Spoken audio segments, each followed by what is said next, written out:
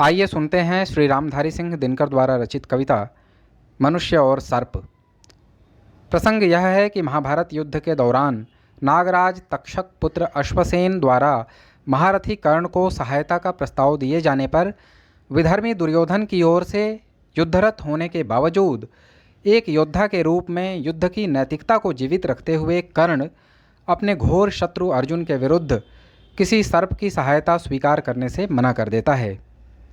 कविता इस प्रकार है।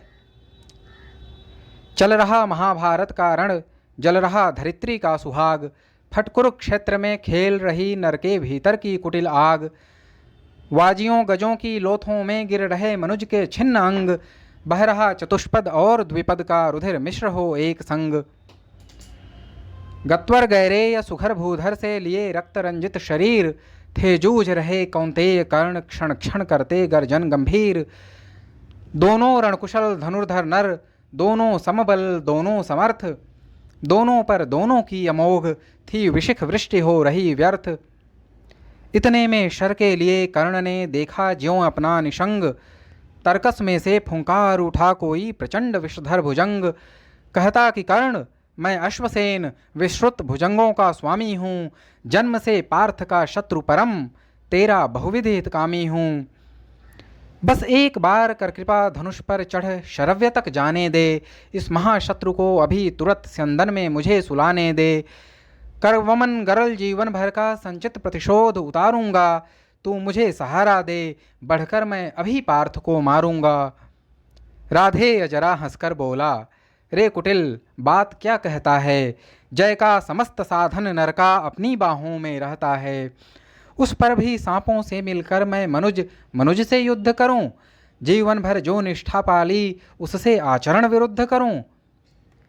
तेरी सहायता से जय तो मैं अनायास पा जाऊंगा, आने वाली मानवता को लेकिन क्या मुंह दिखलाऊंगा।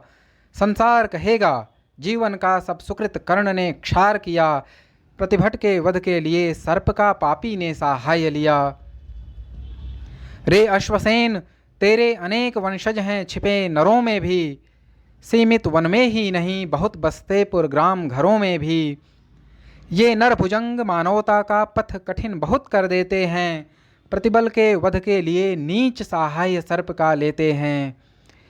ऐसा न हो कि इन सांपों में मेरा भी उज्जवल नाम चढ़े, पाकर मेरा आदर्श और कुछ नरता का यह पाप बढ़े। अर्जुन है मेरा शत्रु किंतु वह सर्प नहीं नर ही तो है, संघर्ष सनातन नहीं शत्रुता इस जीवन भर ही तो है। अगला जीवन किस लिए भला तब हो द्वेषांध बिगाड़ूं मैं, सांपों की जाकर शरण सर्प बन क्यों मनुष्य को मारूं मैं। जा भाग मनुज का सहज शत्रु, मित्रता न मेरी पा सकता, मैं किसी हेतु भी यह कलंक अपने पर नहीं लगा सकता, मैं किसी हेतु भी यह कलंक अपने पर नहीं लगा सकता।